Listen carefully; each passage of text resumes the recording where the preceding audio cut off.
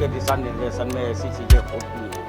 बताइए आपके मकान की क्या पोजीशन है? नोटिस देते हैं हर बार। मेरे मकान की पोजीशन भाई साहब बहुत खराब है। मैं एक रात भी नहीं रुक सकती। मैं आपसे हाथ जोड़ के विनती करती हूँ, आप मुझे, मैं विधवा हूँ, मुझे आप कहीं से शिफ्ट कर दीजिए, मैं किस्त भरने को तैयार हूँ। देखिए क्या हालत है, ये मकान इतने खंडर हो गए हैं, कभी भी गिर सकते हैं।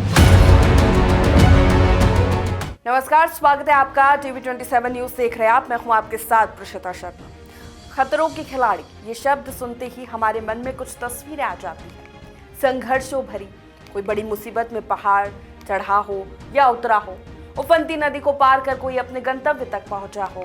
लेकिन सोचिए, इस तरह के खतरों से जीवन भरा पड़ा हो। जब आदमी बाहर रोटी, कपड़ा, मकान की जद्दोजहद करता है तो रात में उसे घर जाने का सुकून होता है। आशियाना और परिवार ही किसी भी संघर्षशील व्यक्ति का आखिरी ठिकाना होता है।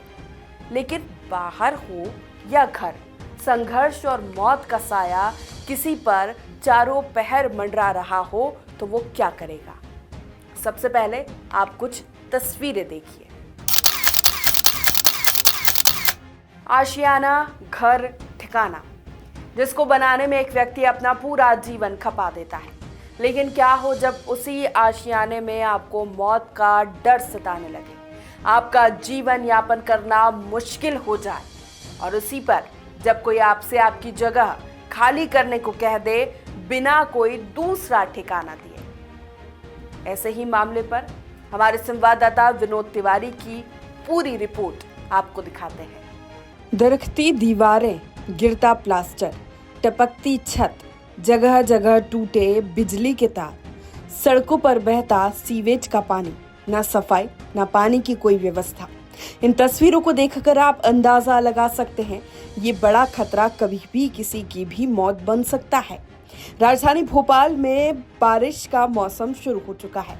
इसके साथ ही भोपाल के पुराने मकानों पर खतरा मंडराने लगा है। शहर में लगभग 1200 ऐसे मकान, दुकान, बिल्डिंग है जो कभी भी गिर सकते हैं। नगर निगम ने सबसे ज्यादा जर्जर 700 मकानों को चिन्हित कर खाली करने का नोटिस जारी कर दिए हैं। लेकिन कई परिवार अब भी इन खतरनाक खंडहरों में खतरे के खिलाड़ी बने हैं और अपनी जान हथेली पर रखकर अपना जीवन यापन कर रहे हैं। इन जर्जर मकान और इनकी रहने की जीवन शैली को देखकर दंग रह जाएंगे। मात्र 3 फीट की जर्जर दरवाजे और घर में भरा सीवेज और बदबू मारती ये जिंदगी। आज हम भोपाल के उस इलाके में आए हैं जहां नगर निगम जर्जर बिल्डिंगों को गिराने की बात कर रही है और इस समय हम लोग खड़े हुए हैं। आप देखेंगे जिस मकान के अंदर हूं, आप मैं अपने वीडियो जर्नलिस्ट कहूँगा वो आपको दिखाएगा। देखिए क्या हालत है, ये मकान इतने खंडर हो गए हैं, कभी भी गिर सकते हैं। बार बार नगर निगम नोटिस देके जाती है, इनको बोलती है खाली कर दीजिए, कभी जो है पानी काट दिया जाता है, कभी बिजली काट दी जाती है। लेकिन नगर निगम हर बार जब बारिश आती है तभी जागती है और इनको नोटिस देती है। इन लोगों का कहना यह है कि हम सरकार को सहयोग करने को तैयार हैं, लेकिन जब 1986 में ये मकान हमने लिए थे 2000 रुपए के थे, आज की डेट में यही मकान कम से कम 20-20 लाख रुपए के हैं।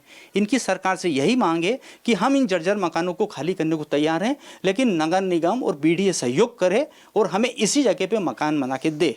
हालांकि नगर निगम भोपाल शहर के लगभग 700 मकानों को खाली करने का नोटिस दे चुका है, लेकिन खतरे के खिलाड़ी बने रहवासी घर छोड़ने को तैयार नहीं। पुराने भोपाल के इशबाग में बने कई मकान तो काफी जर्जर हो चुके हैं, लेकिन कई परिवार अपनी आर्थिक स्थिति ठीक न होने के कारण अपने मकान नहीं छोड़ रहे। इनका कहना है साल 1986 में ये मकान मात्र 2000 में लिए थे। अब इनके लिए मकान लेना किसी सपने से कम नहीं है। ये इस वक्त हम वही 86 में अप्लाईमेंट हुआ था ये, मगर हम 2001 में आए इसके अंदर में। अच्छा। 2001 में आए और ये 86 में जब ये हाउसिंग बोर्ड से अप्लाईमेंट हुए थे तो ये ऊपर वाले मकान जो है 2000 का था इसकी कीमत, और नीचे वाले की कीमत थी 2200 रुपये। ये वो भी किस्तों में था, ये किस्तों के अंदर में था, जो हमने इसको भर के इसको लिया है। जब टीवी 27 की टीम इनका हाल जानने पहुंची तो पहले इनके गुस्से और विरोध का सामना करना पड़ा, लेकिन जब इनको समझाया कि आपकी जिंदगी खतरे में है तो इन पीड़ितों ने सहयोग किया और सरकार से आश्वासन की गुहार लगाई। नोटिस देते खाली कर दो बस, और कुछ नहीं मांग रखी है ना, सबने मांग रखी है भाई, घर के बदले घर दी जाए, ये समझ लीजिए। हम लोग आज खाली कर देंगे। हमें या तो हमें जगह बता दो कहाँ रखना है, हमें सामान मैं उठा के रख देंगे। घर दे दो आप, तो हम तो खाली कर देंगे। हम लोग तो सर हम लोग ये सब पूरी पब्लिक ये चाहती है आप घर की जगह हमें घर दे दो, हम लोग आज की जगह अभी खाली कर देंगे, शिफ्ट कर दो आप, हमें व्यवस्था हो जाए। हम लोग जी नोटिस देते हैं। अब ये बताइए हम लोग कहाँ जाए, घर से बेघर हो जाएंगे, हर साल देते हैं, हर चीज़ की दिक्कत है, लेकिन फिर भी किस तरह से परेशान करते हैं लोग? परेशान क्या, बस खाली कर दो आप लोग तो जाओ, आपको जहाँ जाना है, लाइट के लिए पानी के लिए है ना, रोड है ना, लाइट है ना, पानी, हर चीज़ की परेशानी है सर। लाइट की भी है, पानी की भी है, ये हाँ लाइट की बिल्कुल, पानी की और नोटिस दे दे कि खाली कर दो, खाली कर दो, कहाँ से कर दो, जनता छोटे छोटे बच्चे ले। खबर के दौरान एक महिला ने रोते हुए हाथ जोड़ते हुए कहा, हम इस खंडहर में नहीं रह पाएंगे, अगर कभी रात रुके तो शायद मर जाएंगे, हमारी कहीं और रहने की व्यवस्था करवा दो। मेरे मकान की पोजीशन भाई साहब बहुत खराब है, मैं एक रात भी नहीं रुक सकती। मैं आपसे हाथ जोड़ के विनती करती हूँ, आप मुझे, मैं विधवा हूँ, मुझे आप कहीं से शिफ्ट कर दीजिए, मैं किस्त भरने को तैयार हूँ, मैं विधवा हूँ। मेरे क्या नोटिस दिया आपको? जी हाँ नोटिस देते हैं हर बार देते हैं, लेकिन रिपेयर नहीं कराते हैं। आप लोग क्या चाहते हैं? हम लोग चाहते, मुझे तो कहीं शिफ्ट कर दो, मैं यहाँ रहना नहीं चाहती। मैं कहीं पे आप रात क्यों नहीं रुकते हैं? क्वार्टर में डर है, मैं कभी रात में कुछ हो जाए तो मेरे यहाँ तो कोई नहीं है, मैं अकेली रहती हूँ, कहने का मतलब। लेकिन कई बार नगर निगम और बिजली विभाग ने इन जर्जर मकान के कनेक्शन काट दिए, लेकिन इन्होंने बिजली जोड़ ली और खंडहरों में रहकर अनजानी मौत से लुका छिपी खेल रहे हैं।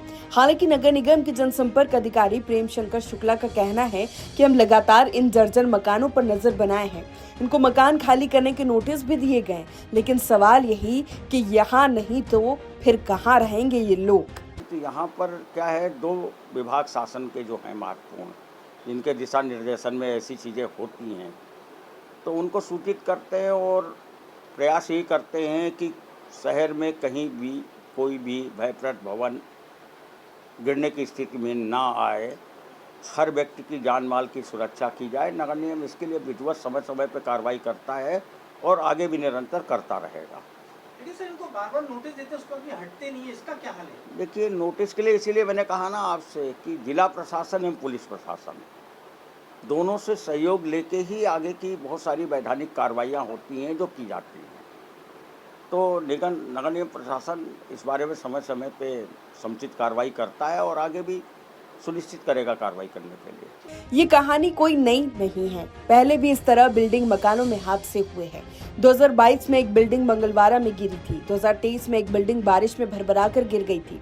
उसके बाद नगर निगम ने जर्जर मकान पर एक सर्वे किया था और नोटिस देने का काम किया, लेकिन कहीं ना कहीं नगर निगम को सिर्फ बारिश के महीने में ही याद आता है, या फिर जिम्मेदारों की आंख तभी खुले जब कोई हादसा हो जाए, या फिर बिना बताए कि जाना कहाँ है और नोटिस थमा दिया जाए अपने ही घर से निकलने का। तो ये पूरे सिस्टम पर एक बड़ा प्रश्न चिन्ह लगाता है और कई सारे सवाल पीछे छोड़ देता है। कैमरा पर्सन शक्ति के साथ संवाददाता विनोद तिवारी की रिपोर्ट।